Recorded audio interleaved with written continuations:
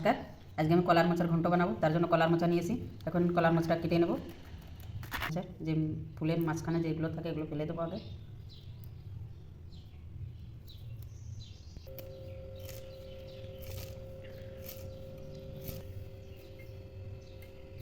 কেটে ধুয়ে রেখেছি। এখন কড়াই বসিয়ে দিয়েছি চুলাতে, তেল দিয়ে দেবো, এগুলো একটু ভেজে নেব।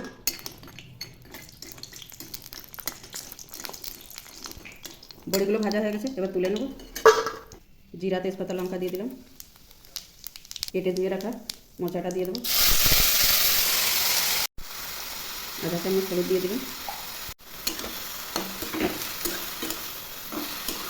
5 মিনিটের জন্য ঢেকে দিলাম।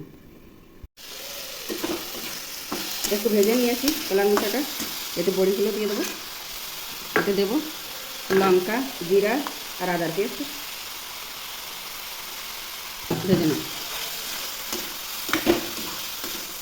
এতে দেবো লবণ, আদা মশলা লবণ দিয়ে দিলাম, ভালো করে ভেজে নেব।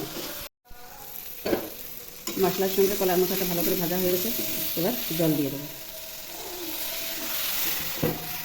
জল দিয়ে একটু ঢেকে দেবো। কলার মোচায় ভালো করে জাল উঠে গেছে, বড়িগুলোও গলে গেছে। এবার চালের গুঁড়ো দিয়ে দেবো, চালের গুঁড়ো দিয়ে ভালো করে নাড়িয়ে চালিয়ে নেব। ঘন্টটা হয়ে গেছে, এবার নামিয়ে নেব। গ্যাসটা বন্ধ করে দিলাম। মোচার ঘন্ট হয়ে গেছে। আমার ভিডিওটা যদি ভালো লেগে থাকে লাইক করবেন, শেয়ার করবেন, সাবস্ক্রাইব করবেন। নমস্কার।